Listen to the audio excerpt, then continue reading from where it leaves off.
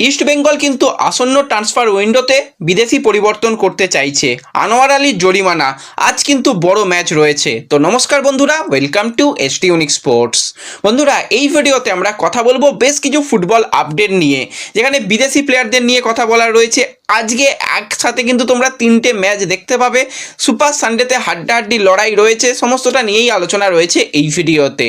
খুবই interesting video হবে, শুরু থেকে শেষ পর্যন্ত দেখো। ভিডিও ভালো লাগলে সকলে একটু লাইক শেয়ার করে দিও, আর যারা চ্যানেলে প্রথমবারের জন্য এসেছো মনে করে চ্যানেলটাকে সাবস্ক্রাইব করে নিও, তাহলে প্রিয় দলের খেলার সমস্ত আপডেট তোমরা এখানে পেয়ে যাবে। তো চলো আর দেরি না করে ভিডিও শুরু করা যাক। তো শুরুতেই যদি আজকের ম্যাচ নিয়ে কথা বলি, তো আজকে কিন্তু ইস্টবেঙ্গলের অনূর্ধ্ব 18 দলের কিন্তু ম্যাচ রয়েছে। তারা কিন্তু আজকে ডায়মন্ড হারবারের মুখোমুখি হবে। দুপুর 2টো থেকে খেলা রয়েছে। যদি তোমরা কারা খেলা দেখতে যেতে চাও, অবশ্যই তোমরা খেলা দেখতে পাবে। খেলা দেখার জন্য তোমাদের মাঠে চলে যেতে হবে। আজকে কিন্তু বিধাননগরে খেলা রয়েছে খুব সম্ভবত, তো সেখানে তোমরা গেলে কিন্তু অবশ্যই এই ম্যাচ দেখতে পাবে এবং একটা ভালো ম্যাচ হবে। ইস্টবেঙ্গল কিন্তু পরপর 2টো ম্যাচে ভালো পারফরমেন্স করেছে। ডার্বি ম্যাচে আমরা দেখেছিলাম তারা একটা ভালো রেজাল্ট এনেছিল, পরের ম্যাচে বড় ব্যবধানে জিতেছিল।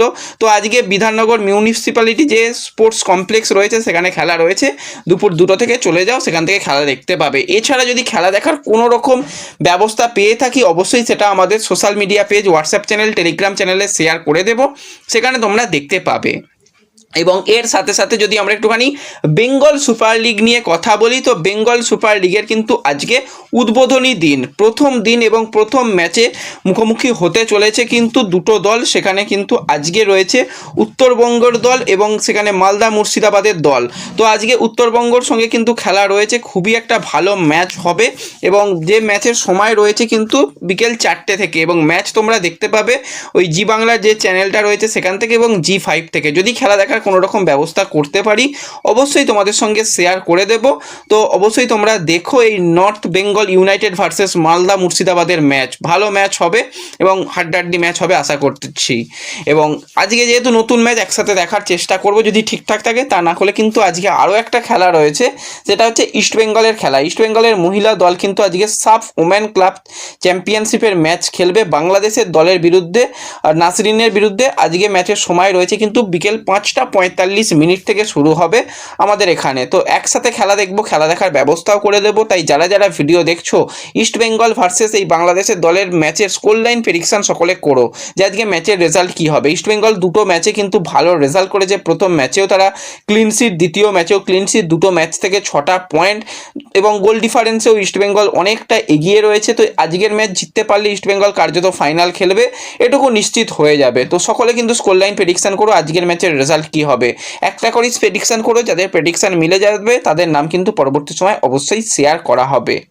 এবং এর সাথে সাথে যদি আমরা একটুখানি ইস্টবেঙ্গলের সিনিয়র ফুটবল দলকে নিয়ে কথা বলি, তো ইস্টবেঙ্গলের সিনিয়র ফুটবল দলের বর্তমানে কিন্তু এখন কয়েকটা দিন ছুটি দেওয়া রয়েছে, 10 দিন ছুটি দেওয়া রয়েছে। তারপর কিন্তু যদি সব কিছু ঠিকঠাক থাকে তাহলে আবার নতুন করে অনুশীলন শুরু হবে, এবং সেটা হতে হয়তো জানুয়ারি মাসের প্রথম সপ্তাহ হয়ে যাবে, কারণ তারপর ক্রিসমাসের ছুটিও থাকবে, সেই জন্য আর তারপর ছুটি মানে শুরু হবে না, শুরু হতে হতে জানুয়ারি হয়ে যাবে। তো সেক্ষেত্রে এই কটা দিনে তাহলে কি পরিকল্পনা রয়েছে ইস্টবেঙ্গলের?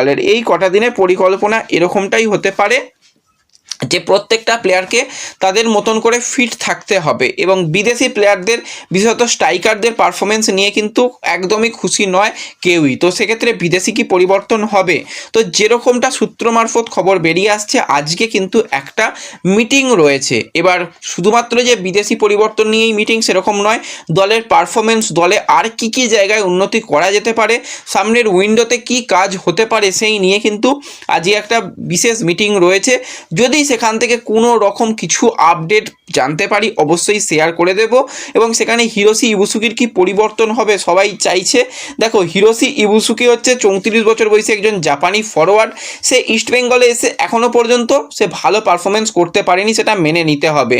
কিন্তু লাস্ট 2টো সিজনের দিকে তাকালে সে এ লিগের মতন জায়গাতে যথেষ্ট ভালো পারফরমেন্স করে এসেছে, এবং সেখানে সে মেন স্ট্রাইকার পজিশনেই খেলতো এবং সেখানে কিন্তু গোল অ্যাসিস্ট যথেষ্ট ভালো। যদি আমরা আমরা 2024-25 যে সিজনটা নিয়ে কথা বলি, সেখানে কিন্তু টোটাল সে 24টা ম্যাচ খেলেছে, সেখানে কিন্তু তার নামের পাশে 10টা গোল, একটা অ্যাসিস্ট। এ লিগের মতন জায়গায় কিন্তু সেটা খুবই একটা ভালো পারফরমেন্স। এবং তার আগে যদি আমরা 2023-24 সিজনের কথা বলি, সেখানেও কিন্তু সে এ লিগে খুব ভালো করেছে। 25টা ম্যাচে কিন্তু সে 15টা গোল, 3টে অ্যাসিস্ট করেছে। তো ইস্টবেঙ্গলেও হয়তো সে আস্তে আস্তে মানিয়ে নেবে। এবার মাঝখানে যে কটা দিন সময় রয়েছে সেখানে আরও নিজেকে ফিট করে তোলা এবং তার পরবর্তী সময় যদি ভালো করতে পারে ভালো, তা না হলে কিন্তু তার পরিবর্তন নিয়ে ভাবনা চিন্তাও করতে পারে ম্যানেজমেন্ট, এরকমটা খবর বেরিয়ে আসছে। তো সামনে যে টুর্নামেন্টটা হবে, আইএসএল মনে হচ্ছে হবে না, আইএসএলের জায়গায় অন্য কোনো ব্যাপার হবে। তো সেই টুর্নামেন্টে অন্তত ভালো হিরোসিকে করতে হবে, তা না হলে কিন্তু তাকে পরিবর্তন হয়তো করতে পারে। এবং এই কারণেই কিন্তু ইস্টবেঙ্গল বিদেশিদের সঙ্গে দীর্ঘমেয়াদী চুক্তি করেনি, ঠিক একটাই কারণে। কারণ যদি কোনোভাবে প্লেয়ার পরিবর্তন করতে হয়, সেই একটা অনেক টাকা জরিমানা দেওয়ার থেকে 1 বছরের চুক্তিতে আনাটা সব থেকে ভালো কাজ।